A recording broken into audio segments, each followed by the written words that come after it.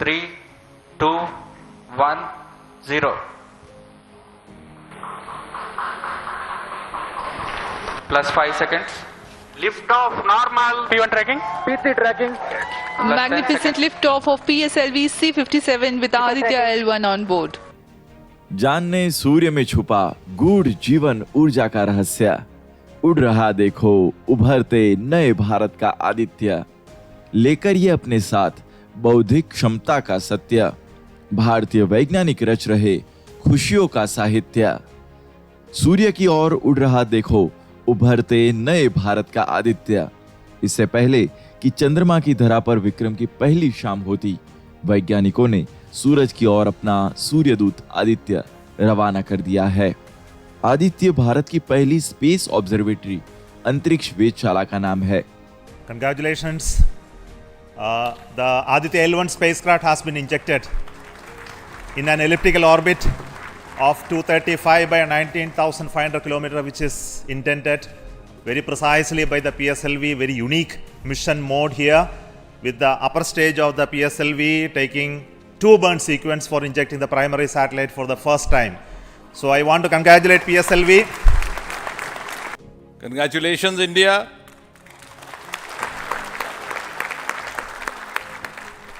Congratulations, ISRO.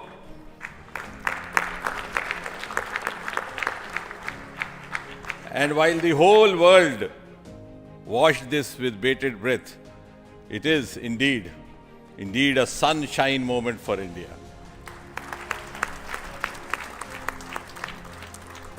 Thank you, Honorable Prime Minister Narendra Modi ji, for making this happen by opening up new vistas for India's space sector and telling us that sky is not the limit.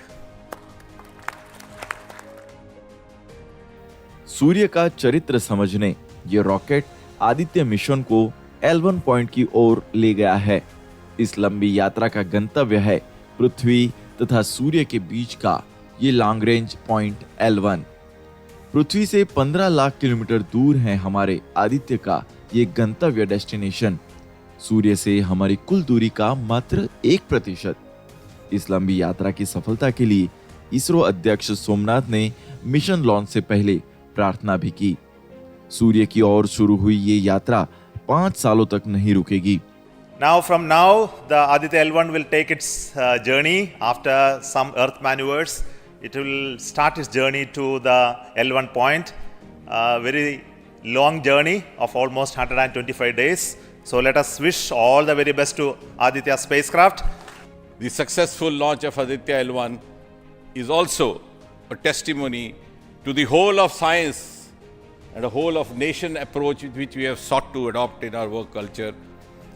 While ISRO is credited in executing this mission, the science institutes across the country have come forward to contribute in one form or the other, in small measure or big, to this mission.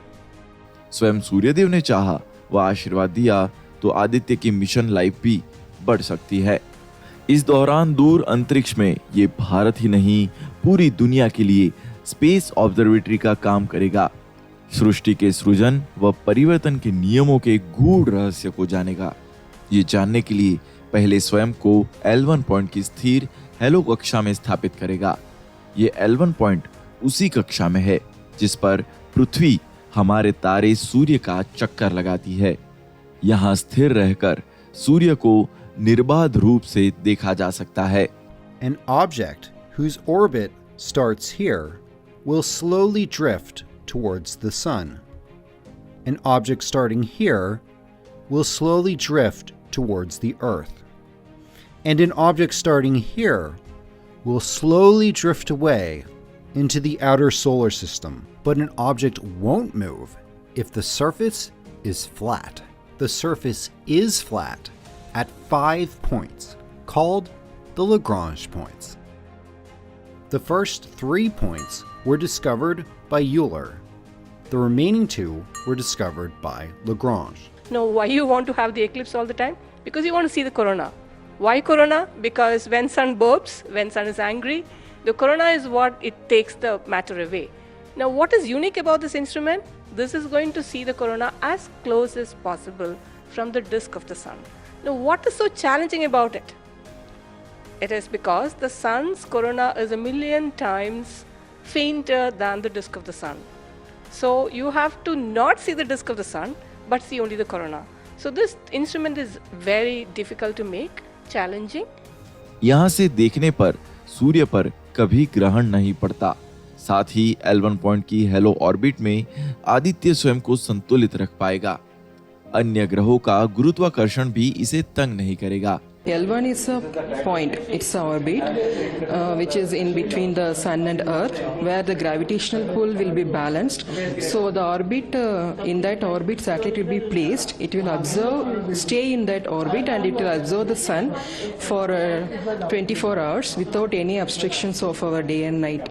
ये एक ऐसा point है जहां सूर्य व सभी ग्रहों का गुरुत्वाकर्षण एक संतुलित बल बन जाता है, जिससे आदित्य अपने आप को इस कक्षा में अगले 5 सालों तक स्थिर रूप से स्थापित कर पाएगा। यहाँ से सूर्य के चक्कर लगाते हुए ये अब भी काफी दूर सूर्य को देखेगा भी तथा स्वयं की अपनी L1 पॉइंट स्थिति पर सूर्य की मूल ऊर्जा का भी अध्ययन करेगा।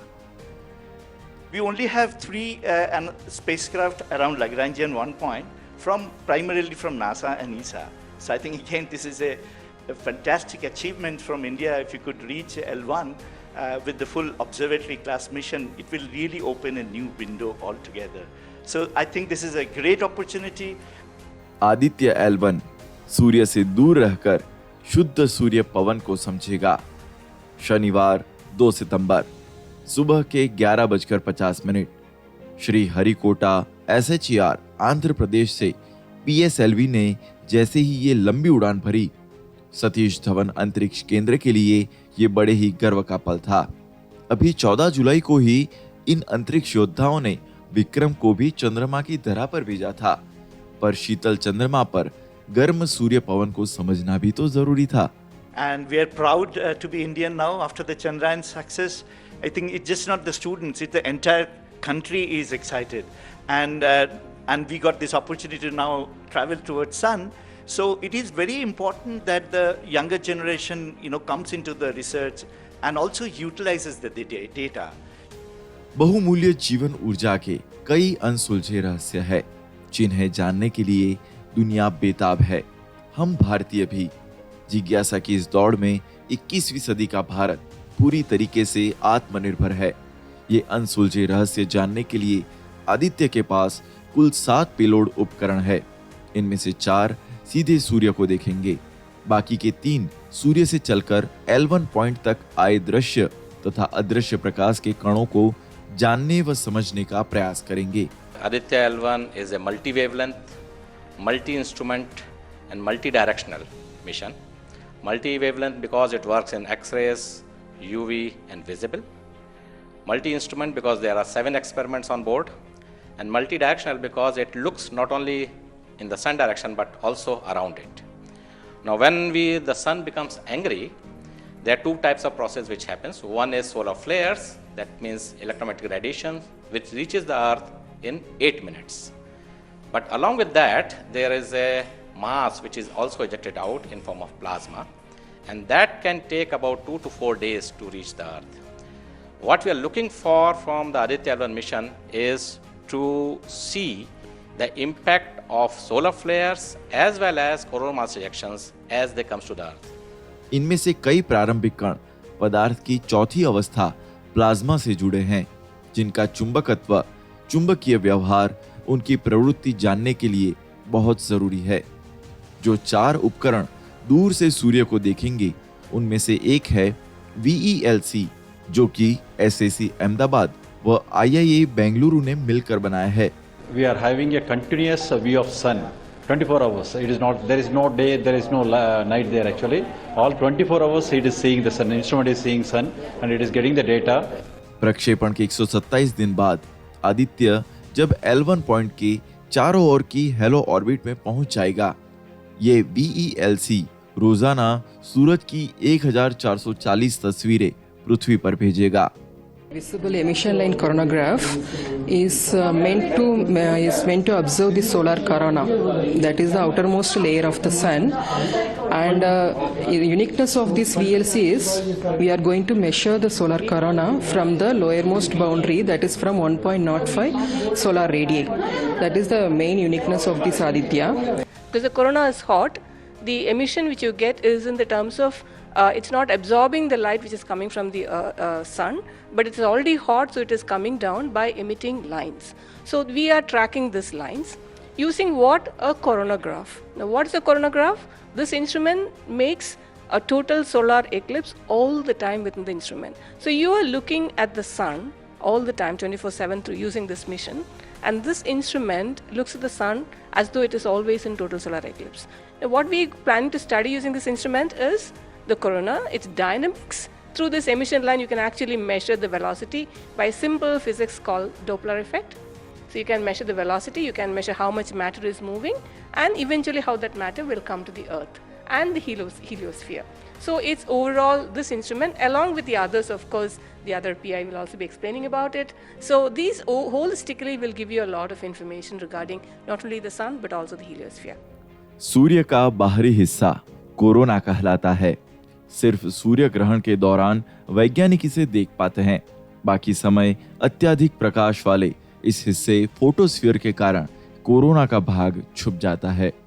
आदित्य मिशन के निशाने पर है ये सूर्य कोरोना। आपको जानकर हैरानी होगी कि जिस कोरोना वायरस ने 2 साल पहले तक पूरी दुनिया में तबाही मचाई, उसका नाम कोरोना इसी सूर्य कोरोना के कारण रखा गया है। कोरोना विषाणु की आंतरिक संरचना सूर्य कोरोना जैसी ही थी। वैज्ञानिक ये जानना चाहते हैं कि कोरोना गर्म क्यों होता है, साथ ही ये कोरोना स्वयं से ऊर्जा के कण बाहर कैसे निकालता है, जो कोरोनल मास इजेक्शन कहलाता है, तथा ऊर्जा को अद्वितीय द्रव्यमान देकर मूल कण फंडामेंटल पार्टिकल्स की संरचना करते हैं। कौन कौन से तापमान है वो जिन पर इन मूल कणों का जन्म होता है, ये भी आदित्य इन पेलोड्स की मदद से जानेगा। Then sun is quiet, like he is not aggressive. Sun is what we are getting the ambient solar wind. So if you look into that thing, actually that one actually gives what we call about the interactions, what we call the normal routine phenomenon which is happening on there. But when there is sun is angry, it gives like in a CME, CAR, or these sort of events are happening. That is really going to affect our planets. That's what we call the space weather. Now our intention is to understand first of all actually what these effects, basically the solar wind in the ambient condition as well as during this transition years, how this solar wind behaves, and also how this coronal mass ejections which is passing through different planets, how actually what are the different things like what we call about the microphysics, macrophysics and the mesophysics of that things that we want to understand. सूर्य की ओर देखने वाला दूसरा payload suite telescope एक दूरबीन है। ये सूरज के रंगीन क्रोमोस्फीयर की इमेजिंग करेगा। साथ ही सूरज के चमकीले हिस्से फोटोस्फीयर के अल्ट्रावायलेट बी किरण के पास होने वाले सभी बदलावों को समझने के लिए L1 पॉइंट से ली गई तस्वीरें पृथ्वी तक भेजेगा। इसरो ने पुणे के inter university astronomy and astrophysics संस्थान के साथ मिलकर इस पेलोड स्यूट को तैयार किया है। Soot is going to be looking at the ultraviolet radiation in 2000 to 4000 angstrom, if that matters to you, emits from the lower and the middle atmosphere of the sun. And what we want to look at that how in general the sun's atmosphere is coupled by looking at the observations at various height, and how actually this radiation is coming and getting absorbed in the Earth's atmosphere, and what kind of effect it can have in the chemistry of ozone and oxygen, for example, and also these explosions which are happening, how much radiation they are creating and how much effect it might have. सूर्य से आने वाली कम ऊर्जा की x-ray फ्लेयर्स को समझने के लिए तीसरा पेलोड है, जिसका नाम है Solexs, solar low energy X ray spectrometer. तो उसके साथ अधिक ऊर्जा की एक्स-रे के लिए high energy L1 orbiting X ray spectrometer है। चमकीले सोलर फ्लेयर्स को नापने वाले ये दोनों ही payloads UR Rao satellite centre Bengaluru ने बनाए हैं।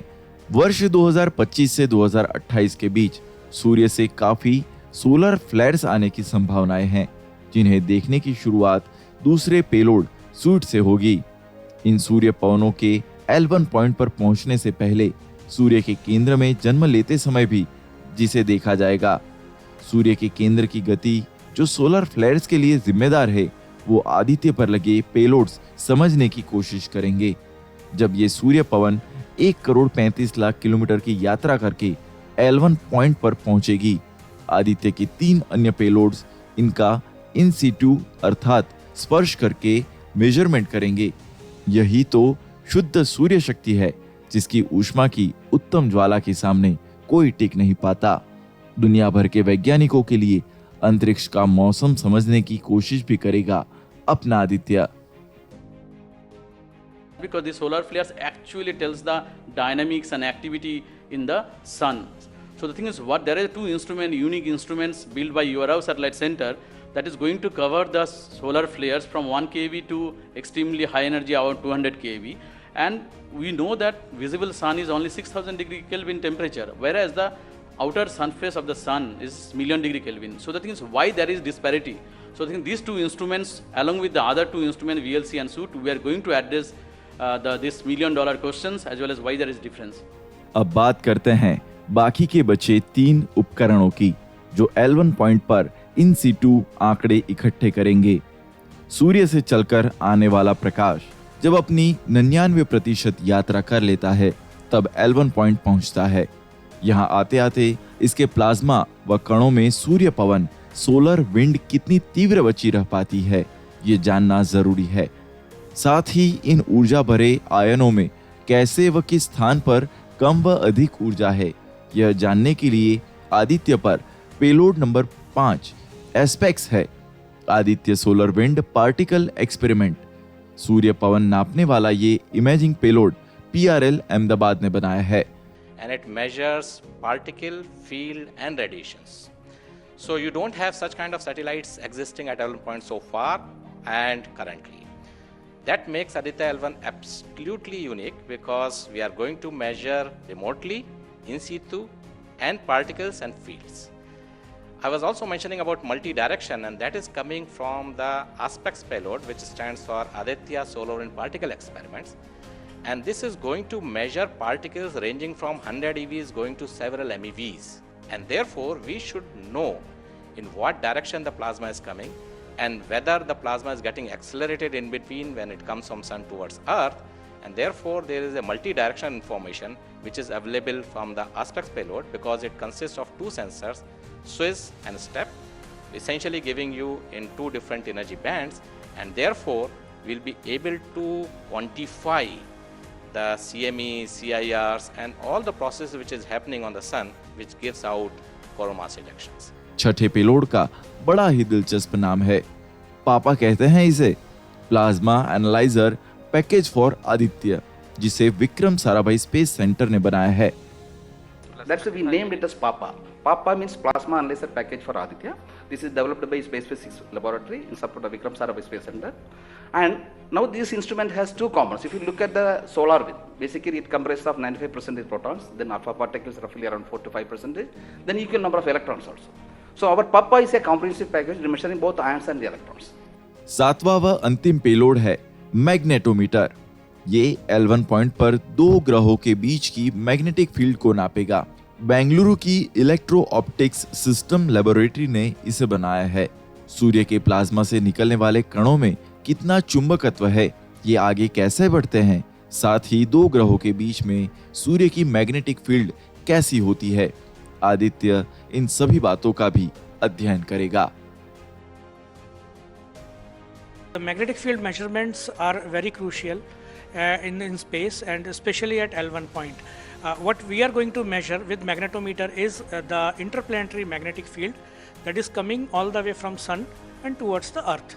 So typically these values at L1 point are around 5 to 10 nanotesla, but these values increases whenever there is an extreme solar event such as the coronal mass ejection or say a solar magnetic storms. Now these events are crucial to monitor the near earth space weather because these can have an effect on the life on earth. If you remember Quebec, there was an event when the power lines were snapped few years ago. That was because of an extreme solar event. So to keep an eye on the surroundings of Earth, we need these measurements, and apart from that, for solar wind observations also, these measurements will be crucial. पृथ्वी पर आज जो भी जीवन है, पेड़, पौधे, घास, पशु, पक्षी, कीट, जीवाणु या विषाणु, ये सभी सूर्य की देन है। जीवन और है क्या? सूर्य का धन ही तो है। शाश्वत ऊर्जा के स्रोत सूर्य के बिना बहुमूल्य जीवन का पनपना नामुमकिन है। आप सोच भी सकते हैं, जर्मिनेशन ऑफ प्रीशियस लाइफ सूर्य के प्रकाश के बिना संभव नहीं। माना कि जल ही जीवन है, पर किसके ठंडे होने से बना है जल? कौन सी थी वो ऊष्मीय ऊर्जा जो बिग बैंग सुपरनोवा एक्सप्लोजन से निकली थी? वो ज्वाला जो आज सूर्य जैसे सभी तारों को ऊर्जा का शाश्वत स्रोत बनाती है। Science ambition that to find out what all the chemical reactions are happening over the sun and how it can be tapped or how it can be understood, so that the same type of chemical reaction if we do in the ground with the same type of chemical composition, so how it can help for the common man. Surya Prakash न होता तो पेड़ न होता, जीव न होता, जीवन न होता, प्राणी न होते, प्राण न होता। सूर्य प्रकाश में वो कौन सा प्राण छुपा हुआ है? वो कौन कौन से असाधारण कण हैं जिन्हें भले ही वैज्ञानिक सोलर न्यूट्रिनो कहते हो और वो पृथ्वी पर आते आते कम भी हो जाते हो, पर फिर भी हमें जीवन देने में सहायक है। इन सभी बातों का आने वाले समय में समझेगा आदित्य, पर एक साधारण दिमाग का मनुष्य तो मात्र यही जानना चाहता है कि बीज से पेड़ कैसे बना दिया सूर्य प्रकाश ने। वायुमंडल स्टडी करने के लिए है। जो बाहर का सूर्य का वायुमंडल है उसका तापमान तकरीबन 10 लाख डिग्री है, परंतु जो सूर्य के सतह का तापमान है वो 5700 डिग्री है। तो ये प्लाज्मा है, जो प्लाज्मा है वो 10 लाख डिग्री कैसे पहुंच जाता है? जनरली होता क्या है कि अगर आप ओवन के पास बैठे हुए हैं तो आपको गर्मी लगती है, परंतु आप अगर दूर जाते हैं तो कम गर्मी लगती है। तो इसी से हम लगता है कि बाहर का तापमान कम होना चाहिए, परंतु इस केस में, सूर्य के केस में उल्टा होता है। भारतीय संस्कृति, इंडियन कल्चर में सूर्य के कई नाम है। आदित्य उनमें से एक। भानु, मित्र, रवि, मार्तंड, भास्कर, प्रभाकर तथा विवस्वन आदि सतरंगी सूर्य प्रकाश देने वाले सूर्य के नाम पर हम रविवार मनाते हैं। सप्ताह के 7 दिनों की शुरुआत भी हम भारतीय संस्कृति में युग युगांतर से इसी से करते आए हैं। India has a long tradition of looking at the sun from the ground. In fact, from Kodaikanal Observatory, we have been observing the sun for more than 100 years. And also we have beautiful, solar observatory at Udaipur, in the lakeside, and at Nainital. We are looking at the sun. But there are limitations of looking at the sun from the ground because you can only see the lower atmosphere of the sun. So this was very, very important that we could go to the space, and this is a fantastic opportunity. Originally, more than 10 years back, we were only looking at a small satellite program, and then Professor U.R. Rao suddenly came up with this idea, why are we taking baby steps? We should think big. We should go to much longer distance. And then this opportunity came in, the Lagrangian 1 mission. The entire country, all the scientific institution got very much highly motivated. There are multiple payloads were then proposed. भारतीय रीत रिवाजों में मकर संक्रांति, कर्क संक्रांति, छठ पूजा, पोंगल, बैसाखी तथा कुंभ मेले के आयोजन में ऊर्जा के स्रोत सूर्य की पूजा का विधान है। इसीलिए हम भारतीय सूर्य को सूर्य शक्ति देने के कारण देव कहना पसंद करते हैं। सूर्य हमें वो खुशनुमा ऊष्मा देता है जो मनुष्य सहित सभी वनस्पतियों तथा प्राणियों के जीवन को श्रेष्ठ बनाती है। इसी गूढ़ जीवन ऊर्जा का रहस्य जानने आदित्य सूर्य की तपिश में गया है। As the technology improves, your science improves. When I started my career in solar physics, I started with a photospheric magnetic field.